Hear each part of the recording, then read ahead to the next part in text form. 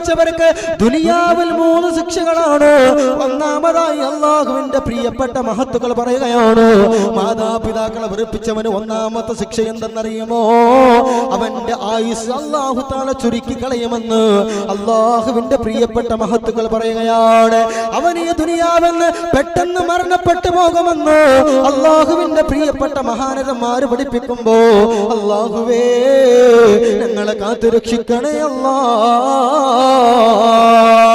രണ്ടാമതായി അല്ലാഹുവിന്റെ പ്രിയപ്പെട്ട മഹത്തുക്കൾ പഠിപ്പിക്കുന്നു, മാതാപിതാക്കളെ വെറുപ്പിക്കുന്നവർക്ക് അല്ലാഹു പടച്ചറബ് ദുനിയാവിൽ കൊടുക്കുന്ന രണ്ടാമത്തെ ശിക്ഷ എന്തെന്നറിയുമോ?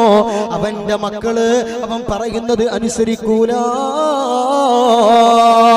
അവന്റെ മക്കൾ അവൻ അനുസരിക്കുന്നതല്ല. അവൻ എത്ര സങ്കടത്തോടെ വേദനിച്ച് പറഞ്ഞിട്ടും കാര്യമില്ലോ, അവന്റെ മക്കൾ അവൻ അനുസരിക്കില്ലെന്ന് അല്ലാഹുവിന്റെ പ്രിയപ്പെട്ട മഹത്തുക്കൾ പഠിപ്പിക്കുമ്പോ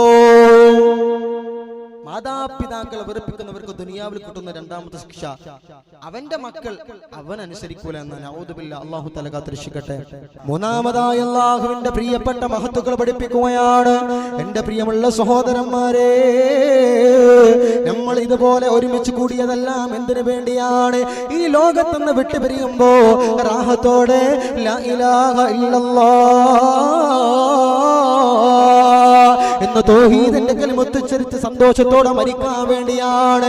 എന്നാൽ മാതാപിതാക്കളെ വെറുപ്പിച്ചവരുണ്ടല്ലോ, അവർ ഈമാനോടുകൂടി മരണപ്പെടില്ലെന്ന് അല്ലാഹുവിന്റെ പ്രിയപ്പെട്ട മഹത്തുക്കൾ പഠിപ്പിക്കുമ്പോ മാതാപിതാക്കളെ വെറുപ്പിച്ചവരുണ്ടല്ലോ, എത്ര വലിയ ഹാജരാവട്ടെ, തങ്ങളാവട്ടെ, മോലേരാവട്ടെ, മാതാപിതാക്കളെ പൊരുത്തമില്ലെങ്കിൽ ഖസ്റ ദുനിയാ വൽ ആഖിറ, അവന്റെ ദുനിയാവും ആഖിറവും പരാജയപ്പെട്ടു പോയി എന്ന് അല്ലാഹുവിന്റെ റസൂൽ സ്വല്ലല്ലാഹു അലൈഹി വസല്ലമ തങ്ങൾ പഠിപ്പിക്കുമ്പോൾ